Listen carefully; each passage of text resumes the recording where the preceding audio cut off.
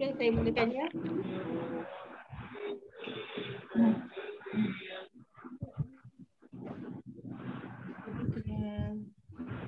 Bismillahirrahmanirrahim. Assalamualaikum warahmatullahi wabarakatuh dan selamat malam. Alhamdulillah hari ini dapat kita berkumpul untuk sesi yang kebanyak kali dah sebenarnya. Dan bersyukur juga dengan perkongsian malam ini sama-sama dapat memberi manfaat kepada kita. Okey, sebelum memulakan majlis saya perkenalkan diri saya dulu. Saya adalah Nur Atika, sepupu kepada Keeper Diamond Hasina Rizki dan juga di bawah grup senior VM Nuraini dan sekarang ni memang pengguna Tegar lah untuk produk Syahur. Okey, marilah sama-sama kita membaca surah Al-Fatihah untuk memberi keberkatan majlis kita pada malam ini. Al-Fatihah.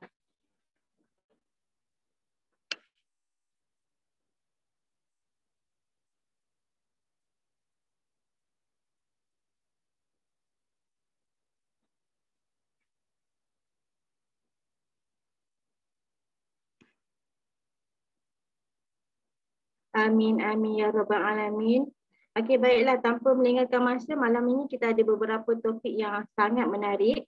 Okey, yang pertama kita ada topik yang product knowledge, ciri-ciri produk yang selamat. Topik yang kedua iaitu buku hijau, chapter 4 dan juga kita ada testimoni.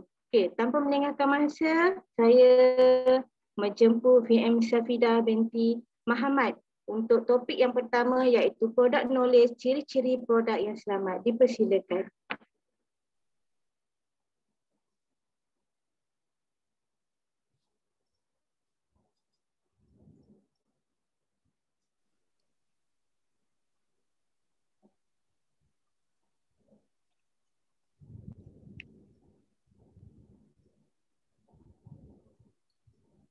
Ada tak slide? Belum ada tapi dia tengah open. Tengah open. Double klik. Ada tak? Tak ada lagi?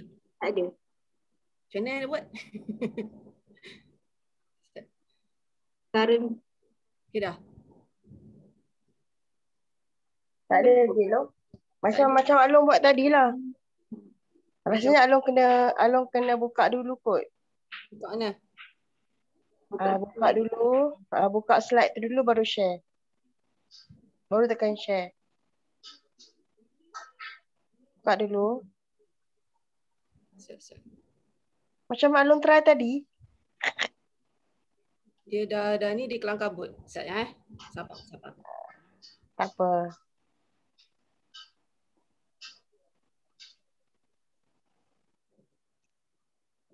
Dah. Tak ada lagi? Tak ada. Belum keluar. Tadi sekali petik je keluar. Dah masalahnya. Bila nak mula Tadi dah dokumen tu dah buka kan? Kadang-kadang Kak Long kena buka dulu. Bukan file, bukan dalam file tadi. Kena buka PowerPoint tu dulu. Double klik PowerPoint tu buka, baru Kak Long tekan share. Minimizekan yang tu, PowerPoint tu baru Kak Long buka share.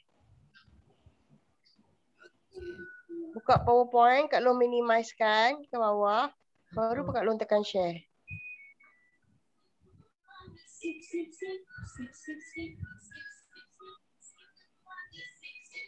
Masalahnya kat sini tak ada lah pula. Sekejap. PowerPoint tu dah buka ke belum?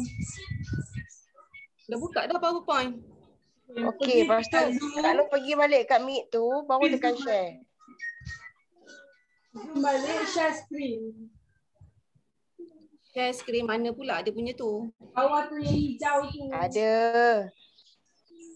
Tolonglah. Dekat Zoom. Panggil abang. Abang tak tahu. Dia pun tak tahu, Ustaz. Kak Long tekan tu, dia mesti akan naik. Bukalah Zoom. Dah buka Zoom ni nampak share. Dah buka Zoom dah. Dia mesti akan buat share tu. Ha? Tak nampak apa, nampak muka Kak Long je. Kak Long belum share.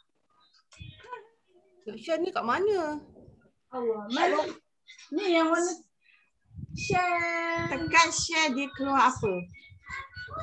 Tak nampak share kat sini. Kalau bawah Ada. kita pergi bawah, ada tak? Dekat Zoom tu pergi bawah tu, dia akan naik.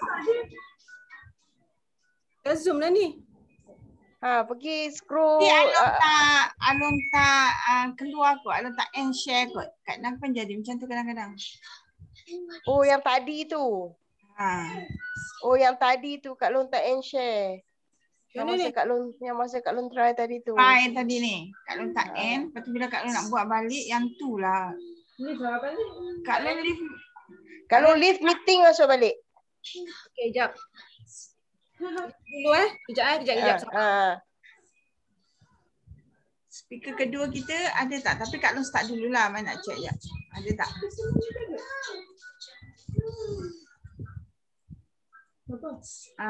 Dek ni Dah. check. Ada. Ustaz Izzat dah ada. Masya Izzat dah ada. Ni tengok dia baru. So kalau nak Ustaz Izzat dulu pun tak apa kot. Jap, ada tak? Okey, Alon tengah klik. Ada. Okey, klik double klik situ. Dapat tak? Ada tak? Tak ada juga. Tak boleh buka PowerPoint tu. Tak boleh buka file. Okey, suruh Izzat mula dululah. Along line. Along leave dulu, lepas tu nanti Along masuk balik. Okey, nanti Along masuk balik. Buka. Izzat dulu. Syah ada Syah? Ada. Okey, boleh terus start lah. Okay, start dia. Saya panggil lah. Okey. Baik. Kak Long kena stop share. Okay. Okey, dah. Panggil je lah. Okey. Saya mula dulu Tak nampak ni. Okay, baik. Tak nampak. Nampak apa? Okay, Bismillahirrahmanirrahim. Boleh start Dah boleh.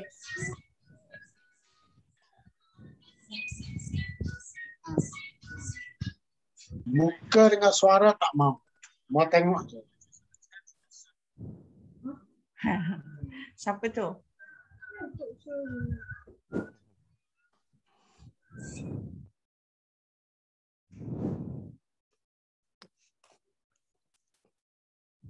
Okey, boleh mula dah ke? Sila. Okey, baik. Okay, Assalamualaikum warahmatullahi wabarakatuh dan selamat malam. Salam sejahtera. Baik, untuk meeting kita pada malam ni saya ditugaskan untuk membentangkan satu bab daripada buku Ganoderma The Ultimate Herbal Medicine yang saya punya ni bersih bahasa Inggeris, saya terjemahkan dalam bahasa Melayu lah. Kalau ada cacat cela ni saya tukar istilah Inggeris sikit lah. Jadi dalam bab 4 ni, kalau dulu kita tengok bab 3 cerita tentang aplikasi Ganoderma dalam sistem imun. Yang ni tengok pula peranan Ganoderma ataupun linzi dalam melindungi hati. Dalam melindungi hati. Baik, pengenalan. Hati ni ialah organ yang paling besar dalam badan kita dan hati ni satu organ yang tidak mempunyai gantian saraf yang merasai sakit. Di hati ni dia memang tidak ada saraf yang tidak ada saraf yang merasai sakit. Justru kalau dia sakit pun kita tidak dapat rasa sakit tersebut dan tidak dapat dikenal pastilah sehingga kan ia membawa kepada bengkak sekitarnya. Contohnya hati ni dia akan luka sikit, luka. Dan daripada luka itu dia akan jadi banyak luka dan kemudian akan membengkak, sekeliling hati akan membengkak dan bahagian abdomen atas ni kita akan rasa sakit yang membengkak. Dan bila jadi berterusan, dia akan menyebabkan kegagalan fungsi hati. Lama-lama sampailah hati itu satu tahap gagal untuk berfungsi.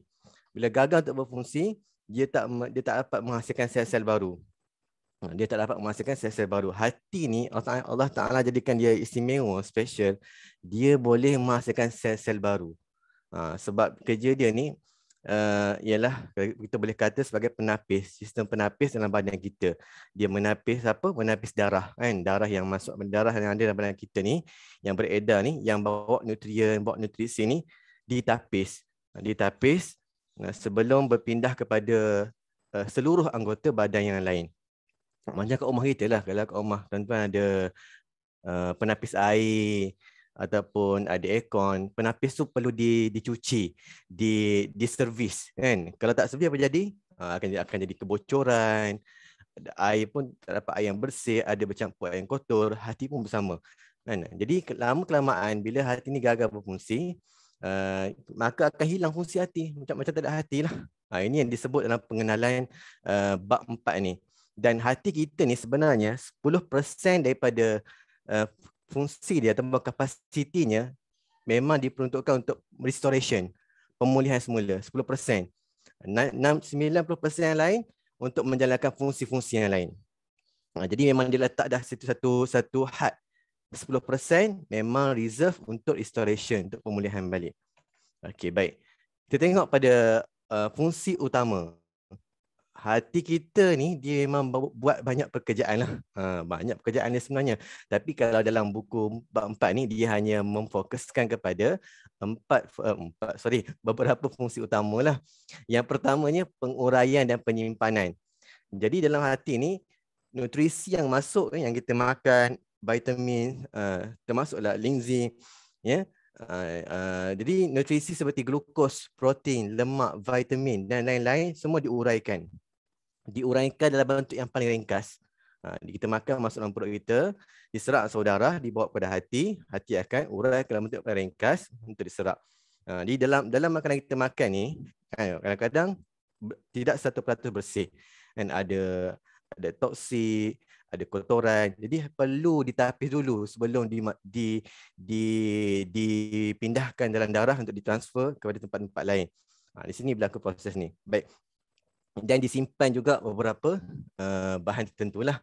Kemudian yang kedua, pemindahan, conversion, iaitu ubatan dan suplemen. Jadi ubatan-ubatan yang dimakan dan makanan-makanan tambahan yang dimakan juga akan lalu di hati juga untuk dipindahkan, untuk dipindahkan kepada tempat-tempat lain dibawa oleh darah lah. Okey, yang ketiga, detox ataupun bahasa Inggeris panggil detoxification, penyah toksik. Jadi dalam hati ni juga bahan-bahan asing ataupun bertoksik yang masuk dalam badan, ya, sama ada melalui makanan, pernafasan dan sebagainya, ya, kulit, semuanya akan didetox dulu di hati. Detox di hati supaya yang beredar dalam badan kita ni, darah yang berpusing berkitar ni ialah darah yang bersih. Jadi akan ditapis dulu, tapis, ya. Okey, baik. Dan kalau ada bahan kotor, bahan toksik, bahan asing, yang ditapis itu akan dikeluar dari tubuh badan melalui air kencing ataupun najis, ya. Okey, baik. Kemudian fungsi utama yang keempat, sintesis protein. Yang ini ialah fungsi yang paling penting dalam hati, di mana segala bentuk protein seperti globulin, albumin, semua disintesis di sini. Albumin ni ialah komponen penting dalam darah bagi mengimbangkan tekanan osmotik dalam darah. Tanpanya muka badan akan membengkak. Kalau tak ada albumin ni, maka kita punya tekanan osmotik dalam darah tak seimbang. Muka akan bengkak, sini bengkak, tangan bengkak, semua bengkak. Dan dalam part ni juga ejen pengumpulan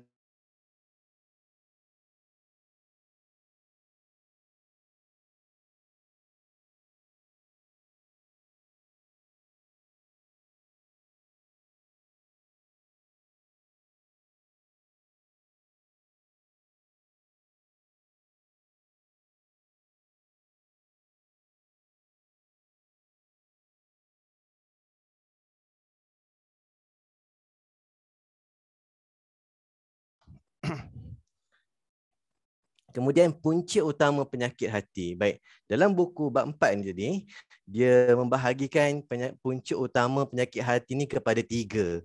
Pertama, virus, ya. Kalau dalam masa sekarang ni COVID kan. Kalau dalam sebelum ni banyaklah virus yang ada dalam dunia ni.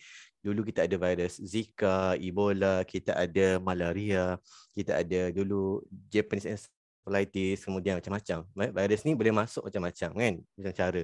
Okay, jadi hati juga virus ni juga punya punca pada penyakit hati. Kalau dalam musim COVID ni, kalau tengok antara orang yang termasuk dalam kategori keempat kena COVID yang teruk, sampai kan boleh memberi kesan pada hati tu akan terjejas untuk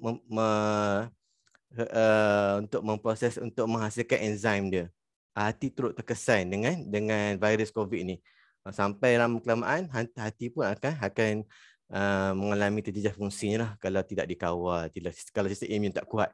Yang kedua ialah sebabkan alkohol. Jadi kalau kita orang Islam tak ambil alkohol, maka insya-Allah selamatlah. Jadi orang yang ambil alkohol ni, pengambilan arak ni, dia memang mudah untuk mengalami penyakit hati. Dan yang ketiga ialah bahan kimia. Yang ni memang banyak. Yang banyak bahan kimia, contohnya toksik melalui baja, logam berat. Logam berat, orang yang kerja industri, orang yang kerja pertanian, orang yang guna pembajaan baja kimia. Dalam makanan sebagainya, makanan yang banyak guna bahan kimia yang sintetik ni kan. Asap rokok, cat, orang yang buat kerja cat ni kan, spray kan, bahan pencuci deterjen. Sama ada cuci yang mudah-mudah, cuci pinggan ke, ataupun bahan pencuci yang berat, orang yang cuci longkang, cuci benda yang berat kan. Kemudian asap kenderaan, pencemaran kilang. Ni semua ni memang tak dapat lagi dalam kehidupan sehari kita sekarang ni. Memang ada benda ni kan. Jadi benda ni akan sikit sebanyak lama kelamaan menyumbang kepada penyakit hati. Dan di sebelah ni ada lagi beberapa punca lain seperti immune disorder kan, kecelaruan imun, antaranya autoimmune hepatitis kemudian primary biliary cirrhosis, kemudian primary sclerosing cholangitis Ini semua penyakit berkaitan dengan hati lah. Kemudian ada juga faktor-faktor non-alkohol yang menyebabkan penyakit hati seperti obesiti, terlalu berat badan, itu pun boleh menyumbang pada penyakit hati kan, berat yang berlebihan. Kemudian kencing manis pun sama, boleh menyumbang kepada liver disease, dan kemudian masalah metabolik Kemudian ada juga disebabkan genetik seperti hemochromatosis, kemudian Wilson's disease, kemudian alpha antitrypsin deficiency dan glycogen deficiency. Ini masalah metabolic disorder ataupun genetic disorder. Yang tiga tadi mudah nak faham lah, cuma yang lain-lain tu mungkin agak susah kena faham. Okey, baik. Ini gambar menunjukkan trilogi bagaimana kanser hati itu berlaku. Ini bermula daripada sebelah kiri ni, tengok hati yang sihat, dia memang cantik lah, merah hati kan, cantik. Macam kita tengok hati ayam, hati lembu yang kita sembelih, tengok kan cantik, licin, kilat, dan dia lembut. Dan bila lama kelamaan, kalau tak jaga hati, dia akan berlemak.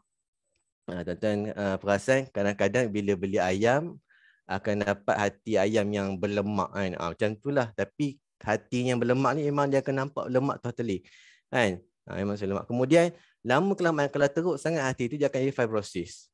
Fibrosis. Nampak dah urat-urat hati jadi kelabu dah. Kelabu sikit, nampak urat-urat timbul pada hati. Dan lagi teruk, dia masuk tahap yang ketiga, cirrhosis. Dia memang macam garing. Kan, ada parut-parut kan. Parut-parut, dan kemudian yang terakhir, yang keempat, memang akan menatijahkan kanser lah. Okey. Cuma dalam stage ni, di antara 4 tahap ni, ada tahap yang masih lagi boleh diselamatkan.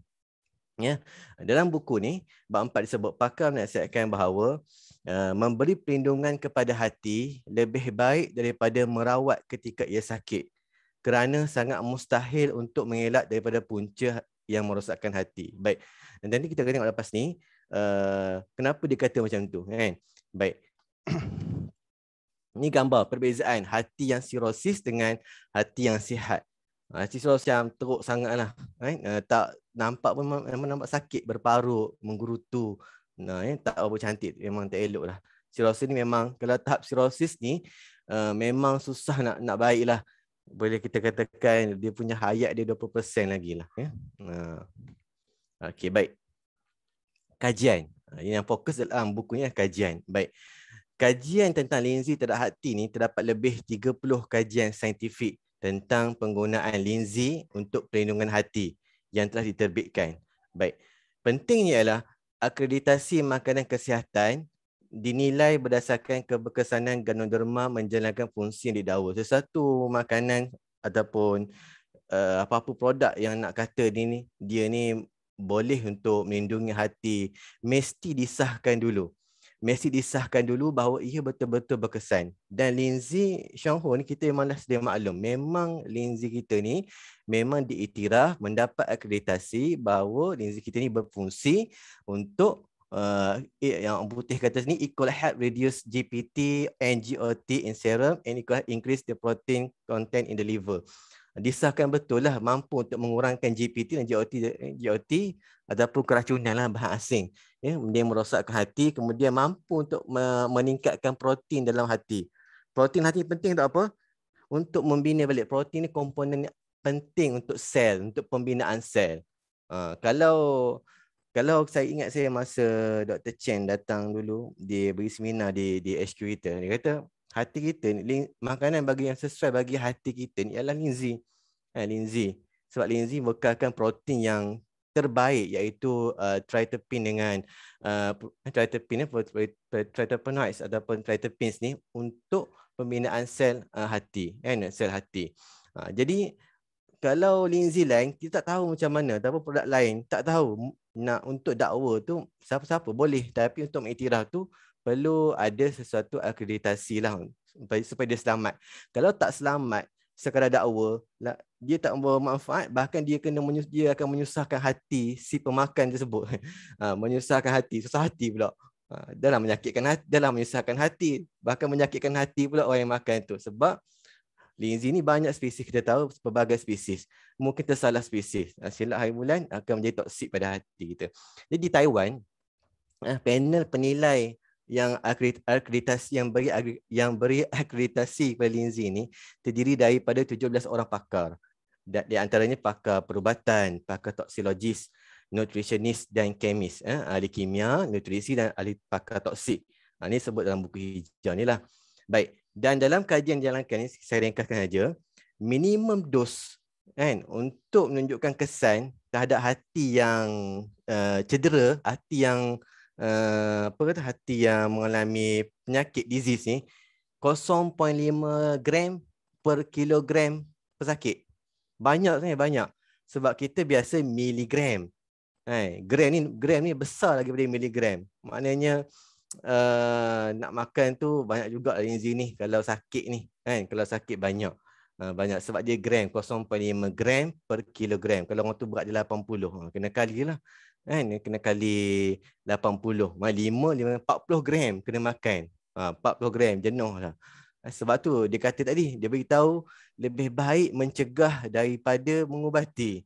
Maknanya kita yang sihat ni sebenarnya makanlah Lindsay, sebab kita ni hari-hari duduk kerja berhadapan dengan pencemaran, naik motor, kemudian macam-macam lagi makanan kita makan tu ya. Okey, baik. Di rumusan daripada kajian, ganoderma dapat mengurangkan kecederaan dan radang pada hati sekaligus mempercepatkan proses regeneratif sel. Sebab hati kita ni, kita tak tahu hati kita ni dalam keadaan baik ke ataupun sakit. Sebab dia tak ada saraf yang beritahu kita. Sedar-sedar dah masuk stage yang fibrosis. Dah teruk dah. Time tu nak kena makan Lindsay banyak. Jadi sebaik-baiknya kita jadikan makan Lindsay ni sebagai satu macam rutin harian lah. Makan walaupun 2 biji satu hari makan. Supaya hati kita ni dia dapat recover cepat. Dalam masa yang sama memang dia kena tapis. Memang akan rosak sebab dia terpaksa menapis kesan sampingan toksik tadi, bahan-bahan yang perlu dibuang dia sama dia cepat untuk recover balik. Kena makan Lindsay. Ini bukti bahawa kajian-kajian disebutkan tadi membukti bahawa Lindsay ni memang berfungsi, berkesan untuk melindungi hati. Baik, kajian tambahan, Profesor Wen Chuan Lin mengatakan walaupun hati sudah berada pada tahap fibrosis. Tadi kita sebut fibrosis ni stage yang kedua, maka dia masih lagi boleh diperbaiki. Sebab apa? Dia dah ada buat kajian, Lindsay ni menunjukkan lagi protective effect pada tahap fibrosis ni, bantu untuk baiki balik tisu hati ni. Tapi dos banyak lah. Dos banyak. Okey, baik. Dia kata bahkan perubahan positif ini lebih baik dibandingkan ubat Silymarin. Silymarin ni ubat yang digunakan dalam perubatan moden lah untuk merawat fibrosis ni. Ya. Okey, baik. Jadi Silymarin ni memang menunjukkan kesan positif. Memang boleh merawat fibrosis ni, tapi dalam masa yang sama, walaupun dia merawat fibrosis ni, dia tetap datang bersama kesan sampingan. Ya, itu masalah dia. Masalah Silymarin ni. Memang kalau kita beli ubat-ubatan ataupun kita semak di portal farmasi pun, farmasi tentang ubatan ni, memang dia akan beritahu ubat-ubatan mana moden ni memang akan ada kesan sampingan. Kesan sampingan dia beritahu sebab apa? Supaya kita aware tentang dosage. Kan? Contoh paling mudah Panadol lah, Panadol. Orang suka makan Panadol sebab dia memang menghilangkan sakit. Orang suka. Bahkan bila sakit sikit makan. Tapi orang tak aware bahawa dia beritahu jangan makan satu hari lebih daripada 6 atau 8 biji. Jangan makan. Sakit macam mana sekalipun jangan makan. Jangan makan. Sebab kalau makan, dia berefek pada hati kita. Kita tak sebab apa. Okey je aku makan 8 biji. Memang okey. Tapi hati kita ni menanggung beban. Beban sebab berlebihan bahan yang tidak diperlukan. Kalau jadi amalan, lama-lama jadi amalan, maka bawa kesan pada hati jadi kuning. Jadi kuning ke, jadi masalah penyakit hati yang lain lah. Okey, baik. Jadi berbanding dengan linzi, special linzi kita ni, walaupun kita makan banyak, makan sebotol, makan 2 botol satu hari, 120 biji, tak ada masalah pun, tak ada kesan negatif. Bahkan positif lagi. Lagi cepat sihat. 2-3 hari pelik orang pergi kerja dah kuning dah tak ada kat badan. Kata, makan apa ni? Okey, baik. Kemudian Profesor Ching Hua Su daripada Taipei Medical University mengatakan bahawa triterpenes dan polisakarida adalah komponen linzi yang berkesan dalam melindungi hati. Jadi beliau mencadangkan bahawa pengambilan 6 mg sehari mampu melindungi hati yang sihat untuk terus berfungsi dengan baik. Jadi sebagai untuk maintenance badan kita yang sihat ni, dia cadangkan ambillah sekurang-kurangnya 6 mg. 6 mg sikit lah. Tadi 0.5 gram. Banyak. Yang ni 6 mg. Tengok dekat kita punya ni, kita punya YK tu, satu kapsul tu berapa miligram linzi kan? Linzi. Jadi okey dah tu. Kira comel lah kita nak makan kan. Jaga. Terutamanya orang yang kerja ni, orang yang sering keluar daripada rumah, kerja-kerja berat kan. Okey, baik. Kalau tak kerja berat pun kena makan. Ni satu sebab yang menyebabkan penyakit hati. Baik. Kesimpulannya ialah, kesimpulan tu lah nak habis dah ni. Pertama, kerosakan dalam hati manusia tidak disedari dan tidak diambil peduli oleh kebanyakan orang. Memang orang ramai tak ambil peduli pun masalah hati ni. Tak ambil peduli. Sampai tahap doktor kata kanser, baru dah nak ambil usaha. Itu dah terlambat. Kedua, dalam buku disebut kita tidak seharusnya menunggu keadaan menjadi buruk dan tragedi baru nak ambil tindakan. Ketiga, sehingga saat ini data statistik melaporkan lebih 10,000 orang menunjukkan perubahan yang positif terhadap penyakit hati dengan pengambilan linzi. Mana ramai dah sebenarnya orang yang ada penyakit hati bila konsum linzi menunjukkan perubahan yang positif. Kalau tengok saya tak tunjuk sini data, dalam buku ni ada tunjuk satu data bahawa kesan nampak untuk ambil linzi bagi merawat hati ni, dia tidak ada kurang 3 bulan, tak ada. Paling minimum 3 bulan nampaklah penurunan sikit dalam 20%. Dalam 6 bulan nampak banyak sikit. 6 bulan nampak banyak sikit dalam 40%, 50%. Itu pun baru 6 bulan. Kalau nak betul-betul sihat memang kena bagi masa lagi. Paling selamat pun setahun lah, setahun lebih lagi. Kan? Tak boleh sikit-sikit lah. Kalau nak berjanji dengan orang yang ada sakit ni, kena terus terang. Takut nanti dia kata kita bohong, dia tipu dia. Tapi sebenarnya cerita yang sebenar supaya dia faham. Baik, ini tip-tip untuk mencegah pada penyakit hati lemak lah. Pertama, menghadkan pengambilan makanan yang ada lemak. Lemak trans, lemak saturated macam french fries, makanan segera. Kemudian berhenti merokok bagi orang yang merokok. Kalau tak nak berhenti, maka cepatlah hati akan rosak. Kemudian makan makanan yang seimbang. Kemudian exercise yang kerap exercise lah. Sekurang-kurangnya 10 minit satu hari. Elakkan mengambil alkohol. Kemudian menghadkan pengambilan karbohidrat yang telah secondary food lah ya. Kena kurangkan pemprosesan. Kedua, kemudian mengekalkan berat yang sesuai, BMI yang ideal. Kalau berat tu over kan, sebenarnya berisiko untuk dapat penyakit hati. Tak mati lagi, berisiko je kan. Cuma kalau boleh nak selamat, berat yang ideal. Okay, kemudian yang terakhir, kalau siapa yang ambil ubat kan, ni jangan makan lebih ubat tu kan. Kalau orang yang darah tinggi ke apa makan, jangan suka-suka makan kan. Memang darah tu turun tapi hati tu sakit. Saya elok-eloknya nasihatkan dia tukarlah pada Lindsay. Tu dah cerita dia. Promo kat dia. Okey, baik. Ni sikit gambar infografik tentang penyakit Lindsay. Baik, itu saja daripada saya. Terima kasih atas perhatian tuan-tuan dan puan-puan. InsyaAllah saya serahkan kembali kepada MC. Terima kasih kepada VM Syaizat. Satu topik yang sangat menarik dan terbukalah pintu hati semua orang. Jaga hati masing-masing. Okey, baik.